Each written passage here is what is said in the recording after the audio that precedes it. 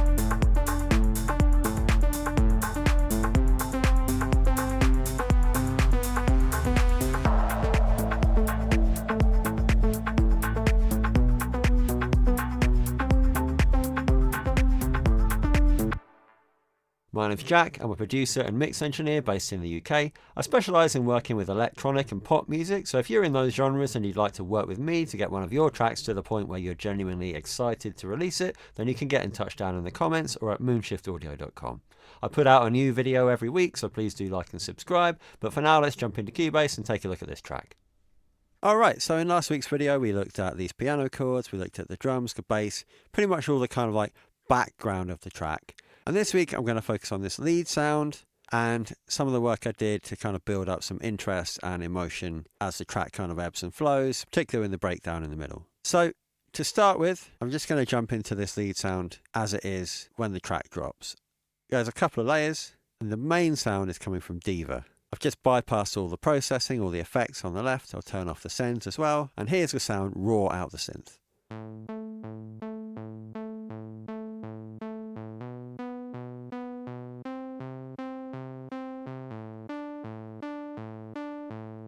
Fairly basic set of notes that I've drawn here.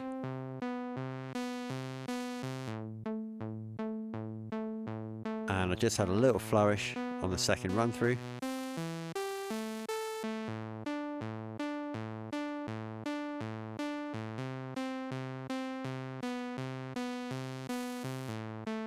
And you can hear a little bit there of some of the automation that I've drawn in, which we'll look at in a minute. But to start with the basic sound, I'll just loop this first 4 bars. I'm using a compressor with quite a slow attack to sort of bring out the transient at the start of each note.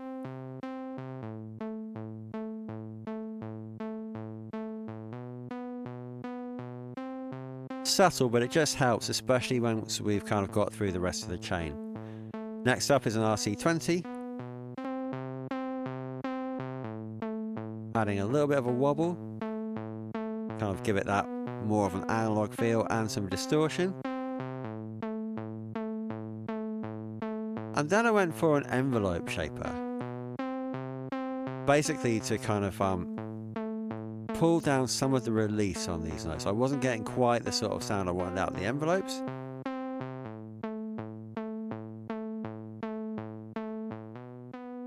That's obviously a bit too much, but if I go just makes the whole thing a little bit more kind of pokey. Saturation knob.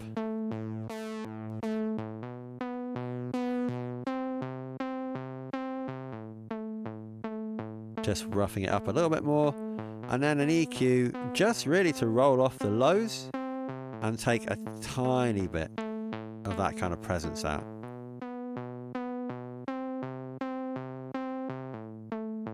So that's the basic sound. And then the main kind of like emotion comes from the programming and the automation of a couple of the parameters on that synth. But before we get into that, I'm just going to show you the sound effects. So I've got a reverb, which has got the usual rolled off lows and highs before the reverb itself. I'm using Little Plate from Sound Toys. They're really nice, soft and super simple. It's literally got decay, mix and a low cut, which I am using. Stereo enhancer to throw that out to the sides, just the reverb return that is. And I did actually use a Pro Q3 to put a load of treble into that reverb.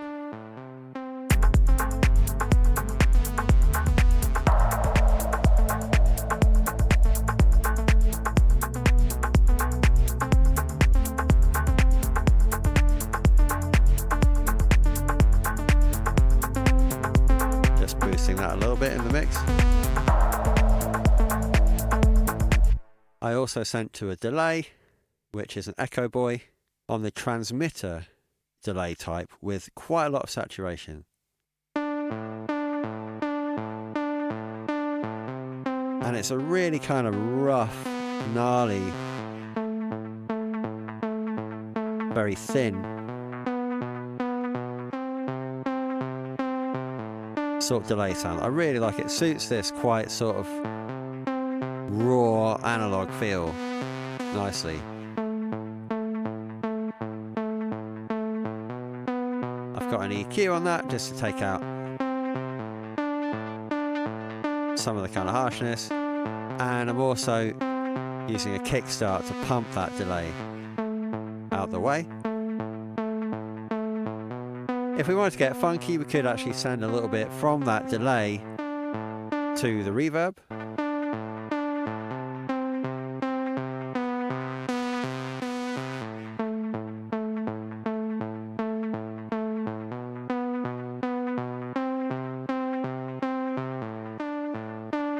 So now let's look at these programming. So I'm basically modulating here the decay on the filter envelope and the filter frequency. So it's all filter stuff.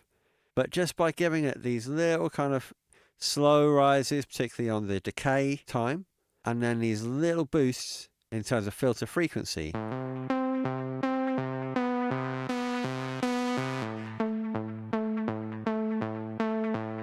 worth noting that there's also these little ramps up in the velocity of the notes here as well, which just also contributes to the filter. And that's basically the sound there. I layered up another synth here, and this is just quite a dirty sort of Moog style lead preset.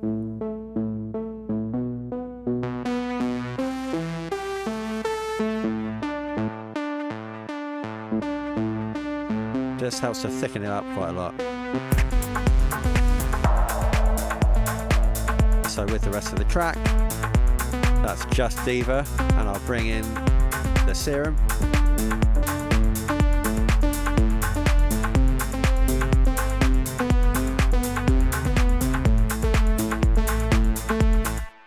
Now I wanted to kind of bring in this motif, this kind of lead sound right from the beginning of the track, but it was too much to bring in that great big brass sort of synth, so I copied the patch, and what I was playing around with was pulling that envelope back into the negative. So if we go to the start of the track, you'll see here that envelope 2 is actually affecting the cutoff in a negative way at the moment.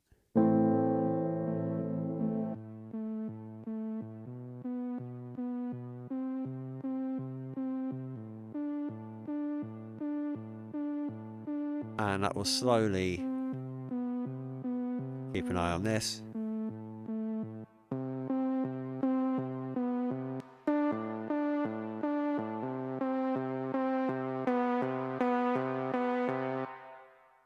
come into the positive and increase as a ramp up. I'm sending this to the same reverb, the same delay as well, but a little bit less of it, and the rest of the processing on that remained the same. So it's just a nice way to subtly bring in that idea under those piano chords and pads.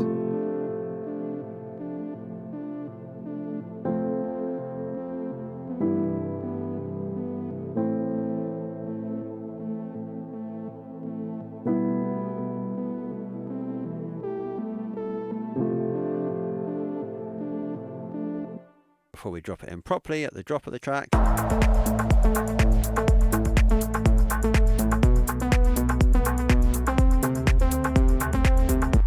And we can take a look now at the dropout. So I'm just going to play this dropout in its entirety, and that's going to be from just before everything is dropped out.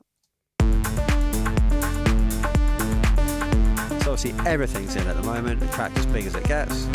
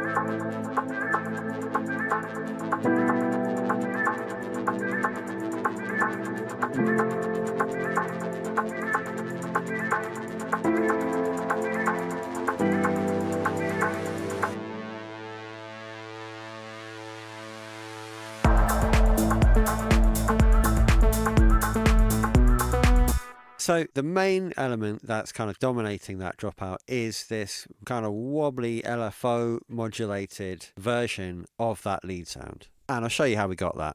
So the first thing I did was to copy again another version of that same track, and the very last note, I deleted all the previous notes because they're played by the original version of the synth. The last one I just extended, and I had this idea to just kind of like hold that note through the entire breakdown, but what I found was actually holding that C, which is what the pattern ends on, sounds alright to start with. You can hear what that would sound like.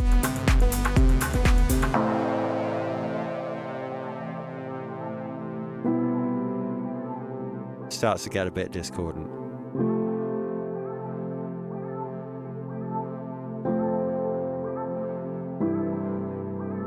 So I just replaced it with an A, and you'll hear that note slide down onto the A.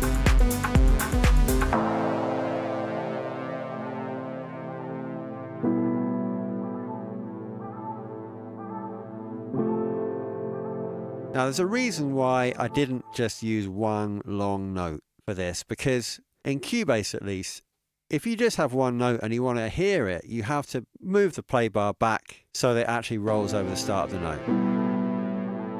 Or it can mess up things like envelopes and stuff like that. But in this sound, where there's no modulation on the envelopes, we can get away with more than one note and we really don't hear it.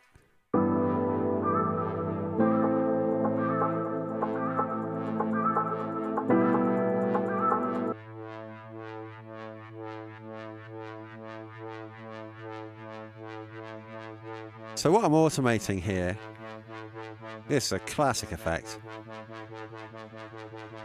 are the LFO2 amount on the cutoff there. You see that dying down in a second. And the LFO2 rate, which is here.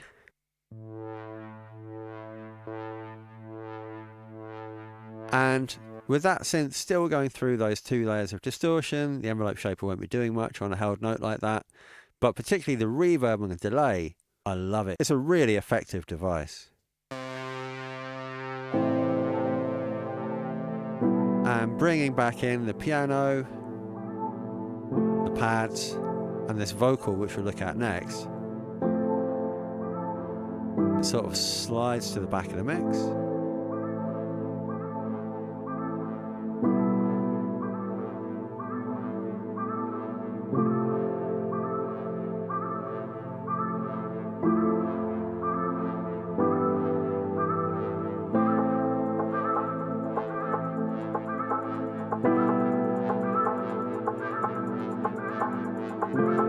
But I start to ramp up the filter frequency, and the amount of that LFO is increasing all the time.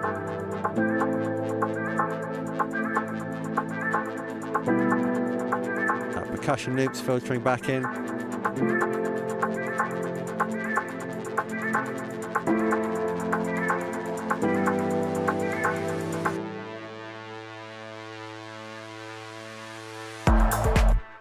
And I did pull a little bit of a cheeky trick here. I actually extended the length of that intro. So if we were rolling in terms of like 4s and 8s and 16s, the track would drop here. But I just threw in an extra 2 cheeky bars where I deleted all the other sounds and just let that one held note continue. Which is just a nice way to sort of subvert the expectations of the listener, build a bit of hype if you're on the dance floor, and mix things up a bit.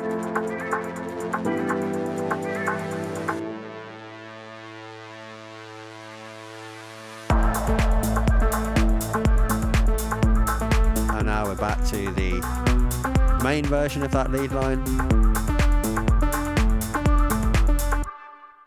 And the only thing that's left to look at is the vocal. So I'm going to turn off all the inserts on this, and I'm just going to quickly pull this open so you can see what the sample was. I just got this off of Splice. I feel it tonight. There's something slightly weird going on. There's a feel it tonight. pop in that. I feel it tonight.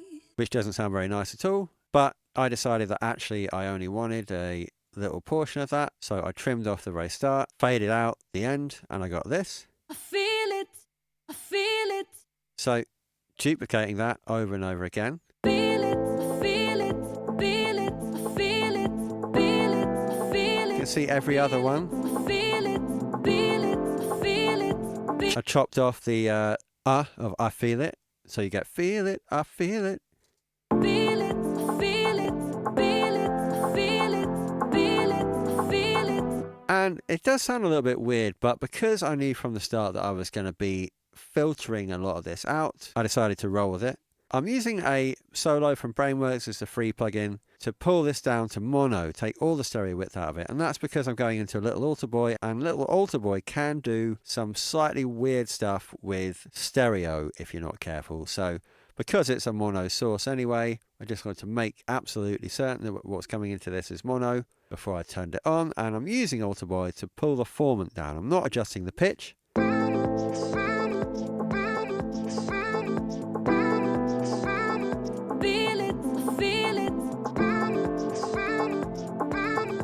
Just to grade the audio a little bit, but this is a sort of background element, so it doesn't matter too much. And the next thing I'm going to do is look at this filter, and you can see this automation lane here is the cutoff.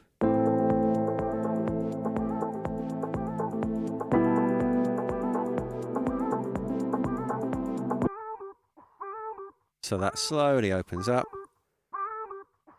and it feeds into a chorus, which adds that width back in a nice sort of modulated kind of way. A Pro Q just to roll off the sort of mud in the bottom of there. And an Echo Boy just to add some depth, wash that out. It also adds a little bit of width, that sort of standard wide setting that Echo Boy comes with. We're also sending to a reverb, which I made specifically for this.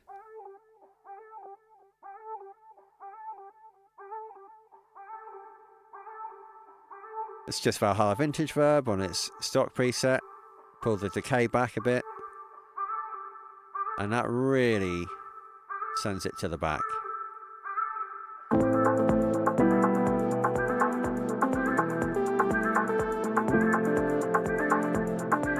But it is amazing how much of an emotional lift having some sort of vocal, even if it's almost unrecognizable. You can't hear what she's saying. It's pretty heavily processed, but it's unmistakable as a human voice. And in something like melodic house, I think that kind of sound is really important. Let's just take a listen to the end of the track.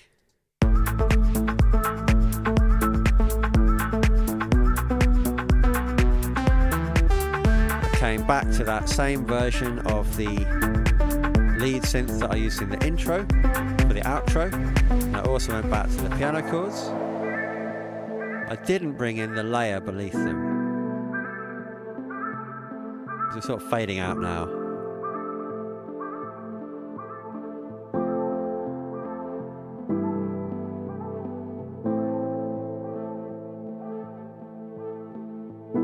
Also got the held note with just a little bit of that LFO.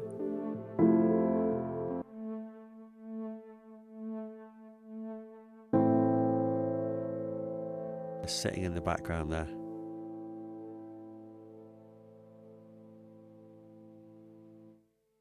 And that's our track. That's it for this week, but please do like and subscribe for more tips, tricks, resources and downloads from me and Moonshift Audio. Till next time.